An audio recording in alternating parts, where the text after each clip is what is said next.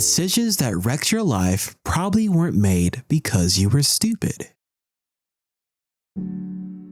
You know that ghost that lives inside certain songs. You hear a melody when you're a kid, 12, 15, whatever, and it's just decorated air. You can sing the words, but they're hollow. They don't land. They're ghosts passing through the walls of your skull. Then years later, life happens. Not the small stuff, the real stuff, the kind that leaves a scar. And you hear that same song again, and it evaporates you. Not because the song changed. The song is a fossil. Same notes, same words, same 2 minutes and 50 seconds of preserved time. You changed. The architecture inside you finally has a room built to hold the weight of what the song was always saying. Your capacity to receive it just finally woke up. I want you to hold on to that feeling, because that phantom feeling explains a fundamental truth hiding in every single coming of age story you have ever loved.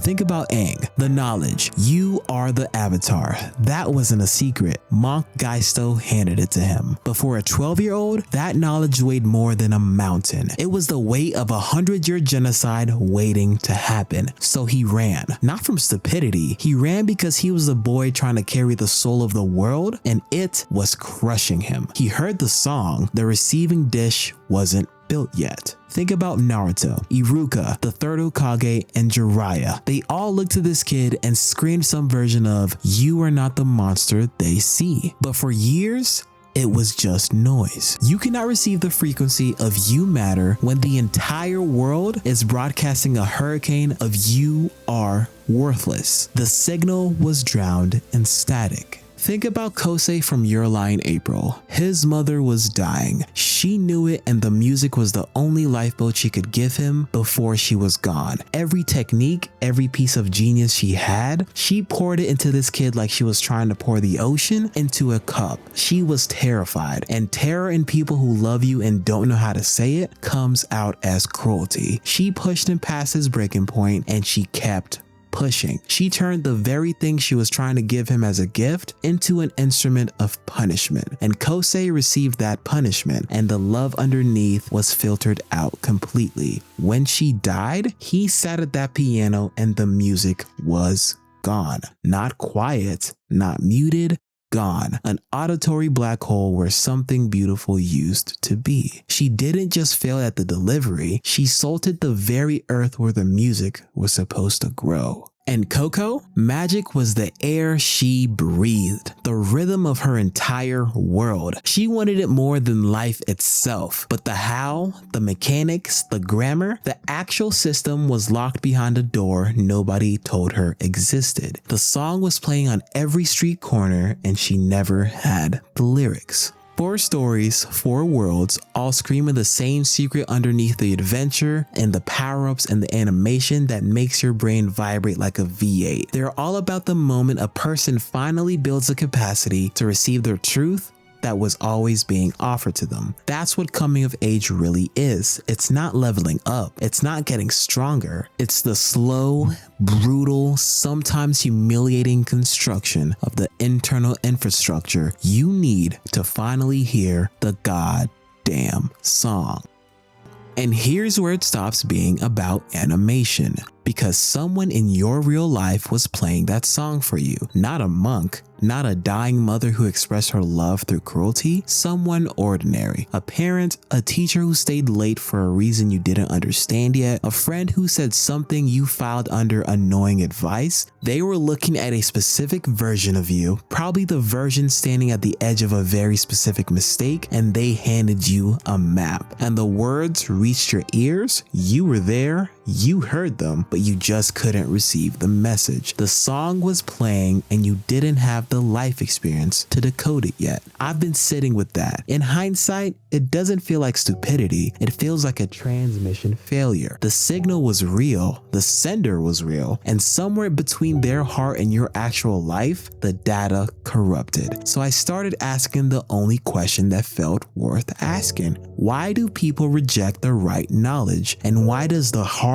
road the path of maximum pain and minimum efficiency, feel more honest than the shortcut standing directly in front of us. I went looking for answers in the usual tombs: philosophy, psychology, self-help content that feels like it was written by a spiritually enlightened mannequin who just discovered bullet points. And then 5 anime explained to me better than all of them combined. I want to show you how these stories were engineered, the worlds, the characters, the specific devastating moments to deliver the one message that bounced off of you when it mattered most. And by the end of this video, I think you're going to recognize something, not just in them, but in you.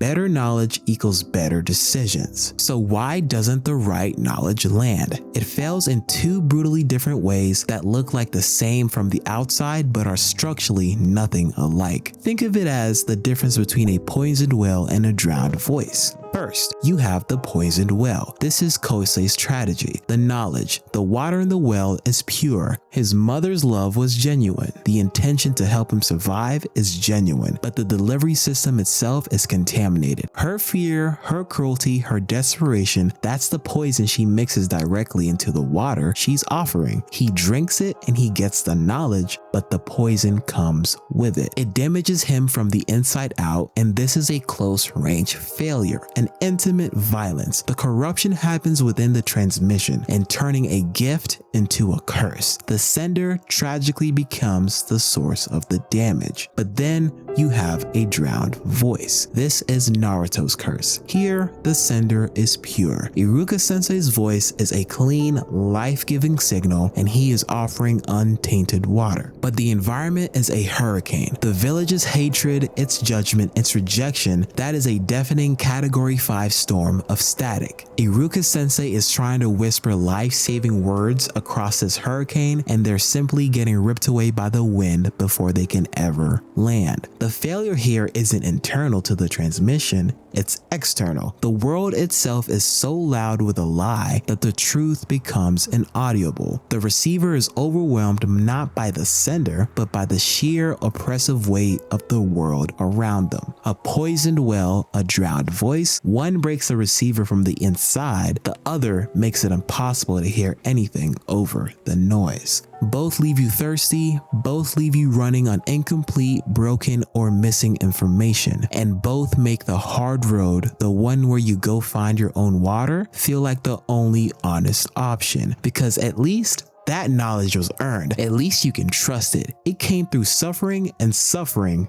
doesn't lie. Just ask Subaru. That's the seduction of the hard road, not stupidity, distrust. You stopped trusting the channels a long time ago, but that raises a third, even more terrifying possibility. We've covered a corrupt delivery and an overwhelmed one. What about the person who has neither? What happens when the well isn't poisoned and there's no drowned voice to strain to hear? What happens when the well is just empty? To answer that, you need to look at a world where magic isn't a bloodline, it's a language. In Hat Atelier, there are no chosen ones. The entire system runs on specific intentional marks on a page, the grammar of magic. That's it. And the less you actually understand about what you're reaching for, the worse the damage is when it goes wrong. A disaster scaled to the size of your blind spot. Reach for something big without understanding the mechanics, and the world doesn't give you a gentle correction. It gives you a consequence that matches exactly what you didn't know. So Coco, she has the heart, the desire, the purest possible intention. What she doesn't have are the lyrics. And here's what makes Witch Hat genuinely devastating. The knowledge existed. It was in her world, accessible to those given access, but she was staring at a symphony through a soundproof glass. And nobody on the other side thought to crack the window. No poisoned well, no drowned voice, just a locked door and a girl pressing her face against the glass with absolutely everything she had. So she does what every desperate person does after standing at the window long enough. She wings it. She works with the fragment of knowledge she has, because a partial map is better than no map at all. And intention has to count for something, right? Wanting something this badly has to mean something. It has to. Her mother turns to stone.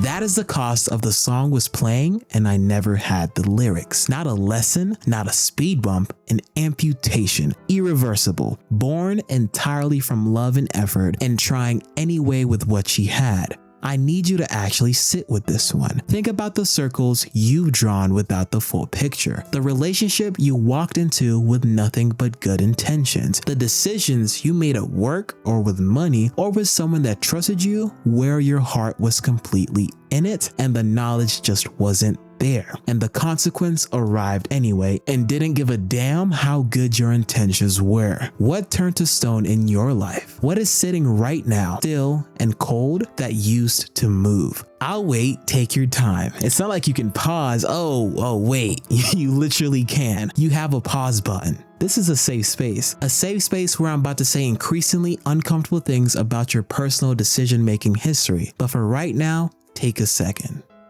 Here's Witch Hat's real question though, because having the lyrics, even if someone finally hands them to you, isn't actually the finish line. Knowing the rules is different from understanding them. Understanding them is different from having the wisdom to know when they break down. And all of that is still different from having the emotional infrastructure to act correctly under real pressure. The lyrics aren't the destination, they're the starting gun, which raises the darkest version of this question yet. What happens when there are no lyrics at all? When the instruments are smashed, the sheet is ash, and the world itself just never plays. A world with no song. Before I say a single word about what happens in the show, look at the world. There's no magic, no monsters, no ancient destiny, and no mentor figure of any kind. This is the most aggressive, deliberate, and oppressively ordinary setting in anime. And that's not just poor world building, it's a hidden trapdoor in the floor that you only realize is there after you've already fallen through. Here is what happens to a person who grows up in a world where nobody is playing a song worth receiving. You fill that silence with noise, raw, unfiltered, completely unexamined feelings, because feeling is the only frequency available when nothing better has ever been playing. Every character in School Days is running on an emotional operating system that was coded by a toddler with a grudge and no impulse control. I feel attracted. I feel jealous. I feel like I'm actually the victim here. No foundation under any of it. Just impulse accelerating in a vacuum, building speed until... and the world just lets them. That's the specific cruelty of this setting. No greater evil demanding more from these people, no walls with instructions, no storm that at least tells you what it is, just people and their worst instincts in a frictionless environment gaining speed until all that friction arrives at once in a way nobody can recover from. Kosei Arima at least had a ghost of a song. A broken transmission leaves fragments. Kaori could eventually reach him because there was something left to reach. These characters have no fragments. The silence was never interrupted, and into that silence they poured everything they felt, completely unexamined, and called it living authentically. Emotion is a terrible pilot. Pure feeling is a GPS with one destination and no rerouting. And before we move on, I need you to be honest with yourself here, because I think more people are living in the School Days world than we would ever admit to it. Not the dramatic version, and I hope not the kitchen knife version, the quiet version. The one where nobody handed you the right frequency growing up, so you've been navigating on feeling, doing what feels right and avoiding what feels threatening, calling it instinct. And the results have been mixed.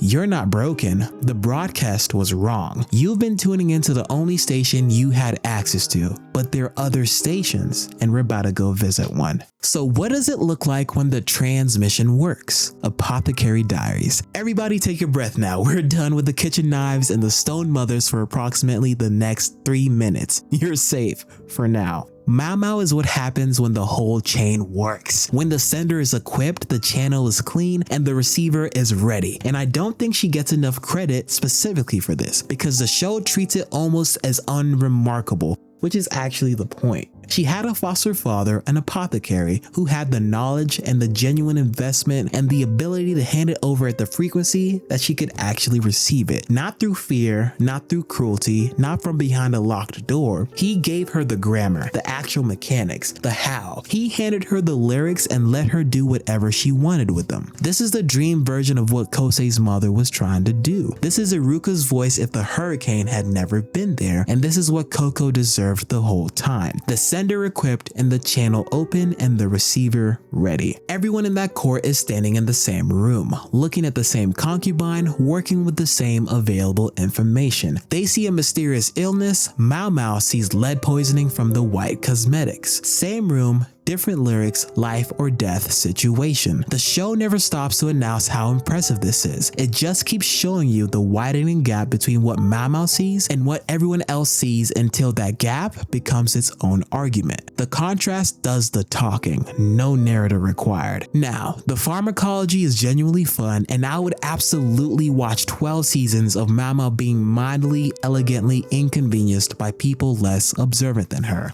But that is not what this show is about. It's about the gap between knowing and doing. Because the version of Mao Mao that most of us would actually be, and I'm including myself in this, solves the mysteries in her head, gets the small private dopamine reward of being right about something, and then goes back to her room. Safe, correct, utterly useless to the person currently dying in the next wing. That is not the show. Mao Mao's defining characteristic is that she refuses to let that gap exist. She tastes the poison herself. She shoves the antidote somewhere uncomfortable if that's what it takes. She acts under pressure with imperfect certainty every time, not because the plot requires it, because that is who she decided to be with the lyrics that she was given. You have the lyrics to something. I don't know what it is, you do. There is something, a conversation you've been postponing, a pattern you've identified and filed under "I'll deal with that eventually," a decision you've been standing in front of for months with your hands above the keys and nothing coming out, and eventually has been clocking a lot of hours. The question was never whether you know.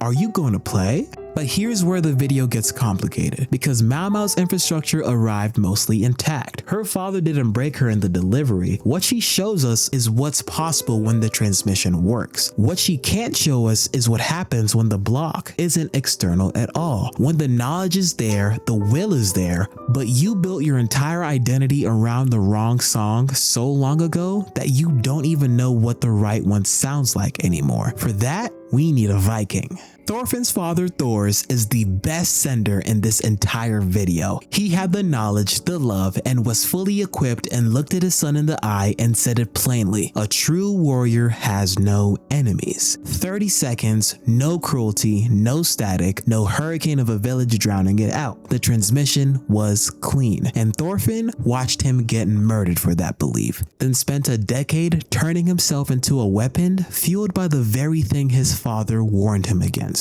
This is Aang's failure and Kosei's failure fused together. The knowledge was too heavy and the sender was killed mid-transmission. Like Kosei at the silent piano, the song was real, but the capacity to hear it wasn't built. And now the musician was gone forever. And the world immediately filled the silence with the wrong song at full volume, because season 1's world runs exactly on one frequency. Violence works. Rage is effective. Every system around Thorfinn rewarded that lie. Same trap as Naruto. The environment was broadcasting the opposite of the truth, and the right signal never had a chance against that kind of noise. So Thorfinn built himself around it. I will kill Aklad. Not a goal, not a mission, a self. An entire architecture of identity constructed on a single target. And then Aklad died and Thorfinn became a hollow shell. Not a grief arc, not a character going through something, a vacuum. The shape of a person who used to want something with nothing underneath it. No foundation. Because when your whole identity is built around a song that was always a lie and that song ends, there is nothing left but the silence you were running from the whole time. There's a moment, you've had it, the moment where you actually look at yourself. Not the version you present, the actual pattern, the specific loop, the reason you keep ending up at the same place wearing different clothes and calling it growth. And in that moment, there are exactly two choices. You stay in it. You let it be uncomfortable. You let the recognition do exactly what it's supposed to do, which is cost you something real, that something real changes. Or you close the tab. You let the feeling of self-awareness substitute for the actual work of being different. You walk away from the mirror feeling like you did something. You text someone a quote about growth, and 6 months later, you're in the same place with a new haircut. Season 2 is Thorfinn not closing the tab. The world shifts to match. The farm is quiet, slow, no glory available. No rage useful, no violence rewarded. The pacing gets criticized as boring, because this is what the right road actually looks like from the inside. It doesn't feel like winning. It feels like planting seeds in soil that might be dead, while someone watches you and can't understand why you're not fighting every day without proof it's working. For a long time. And in that quiet, in that unglamorous daily work, Thorfinn finally builds the room, the internal infrastructure, the receiving dish, all the things his 12-year-old self couldn't carry. He finally hears what his father said: a true warrior has no enemies. 30 seconds to say, a decade of suffering to receive. What did someone say to you years ago, maybe decades ago, that you are only now starting to understand? What truth was handed to you that you were too young, too broken, too loud inside yourself to receive? What song has your life been slowly, without you realizing it, building the room for? Cause here's the last thing, Thorfinn didn't build the room alone. Einar was on that farm, which raises the question the whole video has been circling without saying directly. Can you actually do this by yourself? Or is there something you need that cannot be built in isolation? Let's go back to Kosei, because he's the most comprehensively broken receiver in this entire video. His mother didn't just fail the delivery, she used the delivery mechanism as a weapon. She didn't just leave him without the song, she left him with an ongoing silence that felt like punishment for existing. She didn't just close the door, she poured concrete in the doorframe and then acted like she'd given him a gift. And here's the brutal question his story is actually asking. Can a receiver that broken be rebuilt? And if so, can it be rebuilt without the original sender? Because Thorfinn had Einar, but Kosei has no one, no guild, no mentor who arrives with the right frequency, just silence and the ghost of hands pressing down over his. And then Kaori happens.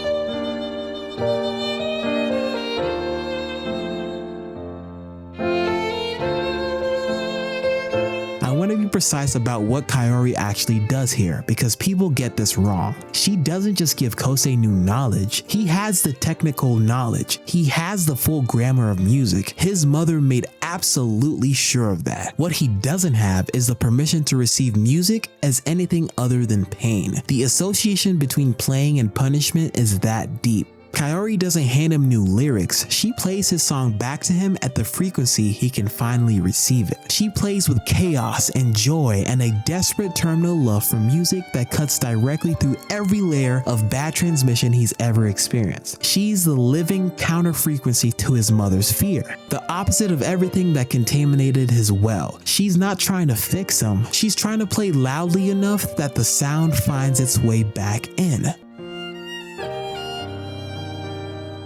She stands in the silence with him and starts playing, and slowly, painfully, incrementally, with no guarantee it would work, the sound comes back.